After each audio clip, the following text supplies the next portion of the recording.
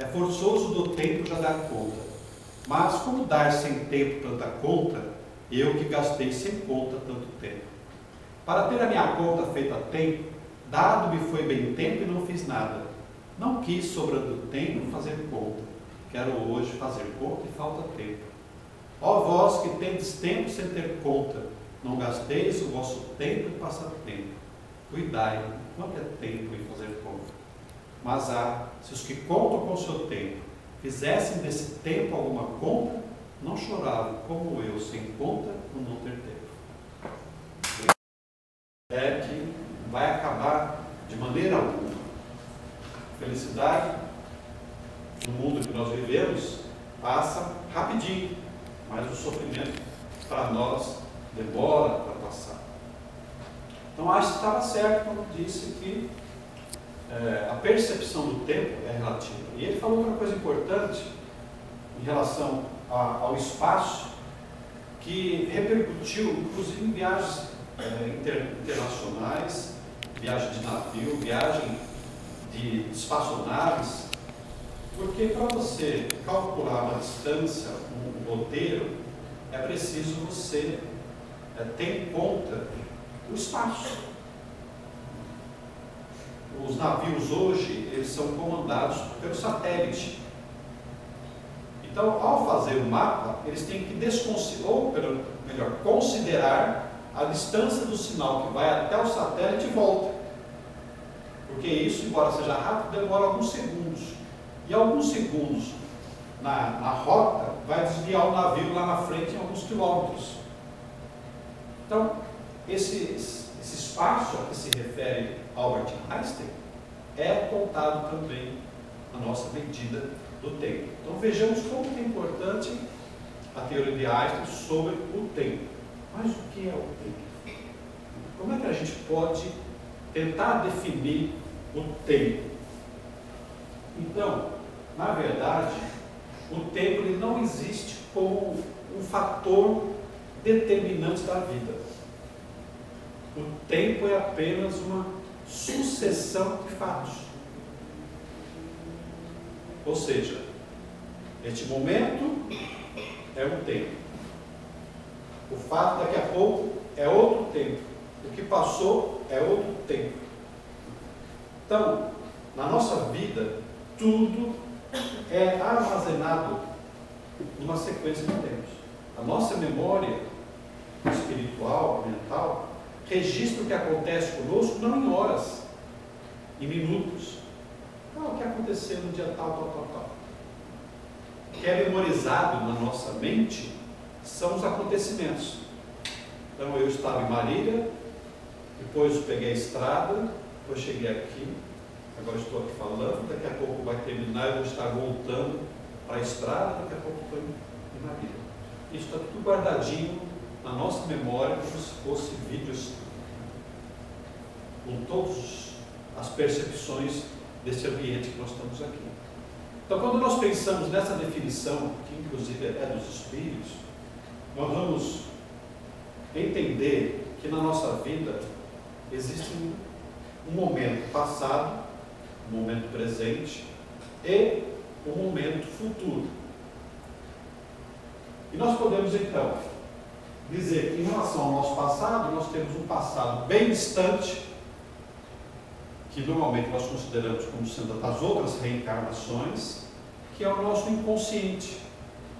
Tudo que está esquecido é o nosso inconsciente, é o nosso passado distante. Temos o nosso passado próximo, de dias, meses, anos, esta vida aqui, que às vezes nós lembramos e às vezes nós não lembramos. Temos o nosso presente, que é este momento que nós estamos vivendo aqui. E temos o nosso futuro, que não aconteceu ainda, que não existe. E lá nós temos o futuro próximo, cada segundo é o meu futuro próximo, cada hora é o meu futuro próximo. E tem o futuro distante, de anos, de séculos, milênios, que é que vai acontecer conosco daqui a muito tempo. Então é interessante nós recordarmos aqui a definição de Jesus. Não vos preocupeis, pois, com o dia de amanhã, o dia de amanhã terá suas preocupações próprias. Cada dia basta o seu cuidado. Já é Jesus dizendo o seguinte: olha, cuida do seu dia. O resto vem por acréscimo. Qual a maior preocupação que nós temos que ter? Com o agora. Porque se nós cumprimos bem o que nós temos que cumprir no agora, o amanhã, futuro, será uma consequência disso. É a lei da semeadura e da colheita. Aí, João de Anjos fala: no rio do tempo, somente o hoje é vital. Vivendo com elevação e nobreza é a forma feliz de anular o ontem e programar o amanhã. Hoje nós somos o quê? A consequência do que nós fizemos no ontem. E amanhã seremos a consequência daquilo que nós fizemos no hoje. Então a grande preocupação da nossa vida deve ser somente com o hoje. Presente. E é por isso que se diz, né, que o dia de hoje é um presente para nós. Porque é a bênção de Deus, a bendita oportunidade que Ele nos concede para o nosso enriquecimento espiritual, para a nossa felicidade. Se nós não aproveitarmos o dia de hoje, claro que Deus vai nos dar o outro dia. Mas as oportunidades que nós poderíamos desfrutar com o dia de hoje ficaram para trás. E isso vai retardar a nossa felicidade. E o que é que nós estamos fazendo na vida senão correndo atrás da felicidade? Queremos ser felizes. Todos nós estamos querendo ser felizes. Então, a doutrina espírita, ela vem nos ajudar a perceber como que é importante nós aproveitarmos o nosso tempo se quisermos ser mais felizes. Porque não ser feliz significa ser infeliz. Vamos lembrar que lá no Evangelho segundo o Espiritismo, no capítulo 5, Allan Kardec fala sobre as causas presentes das aflições e as causas passadas das aflições. Então, quando nós não conseguimos encontrar na vida presente a explicação para os nossos sofrimentos, aí nós vamos lançar a mão o quê? Da reencarnação das vidas passadas. Com certeza, lá vão estar essas causas. Reencarnações próximas ou reencarnações antigas, não importa, porque o espírito vai carregando. Enquanto nós não conseguimos resolver todos os nossos traumas internos, nós vamos estar sofrendo, consciente ou inconscientemente. Temos também as mágoas e os ressentimentos. Quantas vezes nós fomos feridos, contrariados, acusados por amigos, por inimigos e por pessoas que nós amamos, e isso nos causou uma contrariedade, causou uma raiva. Essa raiva acumulada dentro de nós converte-se em mágoa, em ressentimento. A mágoa é aquela raivazinha, aquela contrariedade pisada dentro de nós. Está lá, macetada lá dentro. O ressentimento é a mágoa que volta.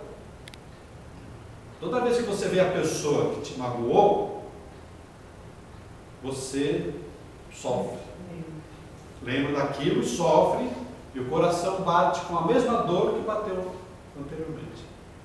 Aliás, a propósito disso, a gente costuma dizer que as pessoas nos fazem sofrer, as pessoas nos ofendem. Mas será que é bem assim? Será que o correto não seria: eu fiquei ofendido, eu fiquei contrariado, eu fiquei magoado? Porque somos nós que aceitamos o que o outro nos dá. Ninguém pode nos ofender se nós não quisermos ser ofendidos. Ninguém vai nos deixar magoados se nós não quisermos ficar magoados. Então, tudo na vida depende de uma postura interna em relação ao que acontece no externo, lá fora. Há uma passagem muito interessante de um monge que caminhava com seus discípulos pela estrada, e ele percebeu que escorpião tinha caído no rio, estava sendo levado pelas águas. Aí ele entrou no riachinho e pegou o escorpião na mão. Quando estava saindo do rio, o escorpião picou a mão dele.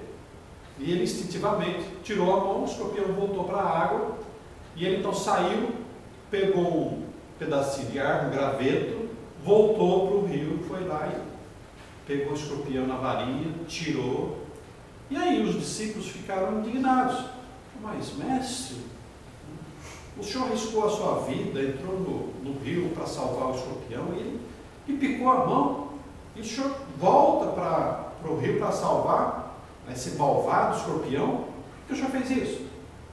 Aí ele respondeu: o escorpião agiu segundo a natureza dele, e eu agi segundo a minha natureza. O que acontece muito é que nós nos deixamos agir segundo aquilo que o outro quer que nós sejamos. Então tem gente triste que acaba com a nossa alegria, com a nossa tristeza. Tem gente enraivecido que nos deixa enraivecido. Mas isso é porque nós aceitamos. O outro está triste, o problema da tristeza é dele. Eu vou guardar a minha paz, a minha alegria. Se eu puder ajudá-lo, ótimo. Mas se eu não puder ajudá-lo, o que eu vou fazer? Ele fica triste e eu fico feliz, sabendo que Deus é justo, Deus é misericordioso, que sempre vai estar nos dando oportunidades para crescimento. Ficando idoso, vai chegar a hora da morte. Tem gente que tem. A senhora não tem. Mas tem gente que tem. Se preocupa com isso. Está doente. Ficar sem emprego. Há pessoas que não são concursados, são empregados. A qualquer momento hoje, em qualquer empresa, você pode ser dispensado. Porque hoje a fase idosa é ônus para a empresa. Ninguém pensa assim, puxa, ele é idoso, tem experiência, vamos aproveitar a sua experiência. Não, manda embora. Vai fazer uma substituição em automático. Vai chegar aos 50, você bota a orelhinha de molho, porque a qualquer momento você pode ser dispensado. Então, medo de ficar sem emprego, sem dinheiro, ficar sozinho, ir para um asilo. Quantos medos nós temos em relação ao nosso futuro? O jovem mesmo, em relação à faculdade, se vai passar, se não vai, se vai ter uma boa profissão, se não vai, se vai dar certo o casamento, se vai ter filhos, se não vai. Então são expectativas que as pessoas naturalmente têm em relação ao porvir, aquilo que está para acontecer. Ansiedades, a preocupação exagerada com o que vem.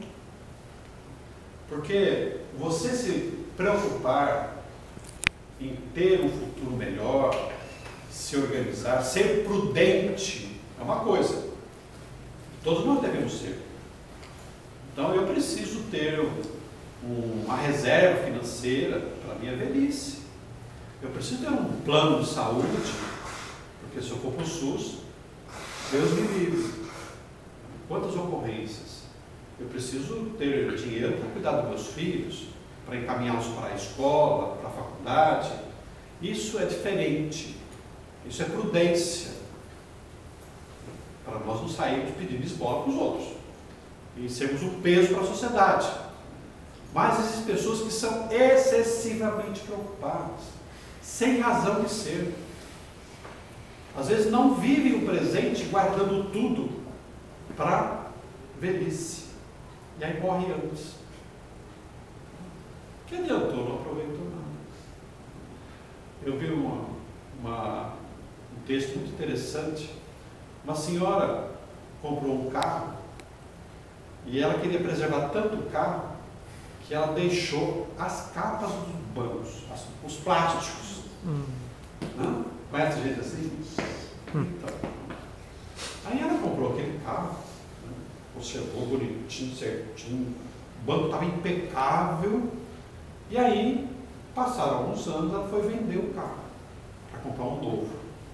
Aí ela entregou para o sujeito que comprou, falou assim, que legal.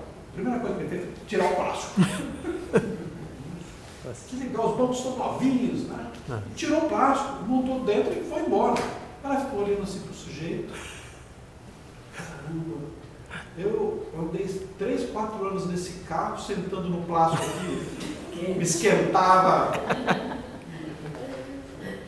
Cara, que bobagem que eu fiz.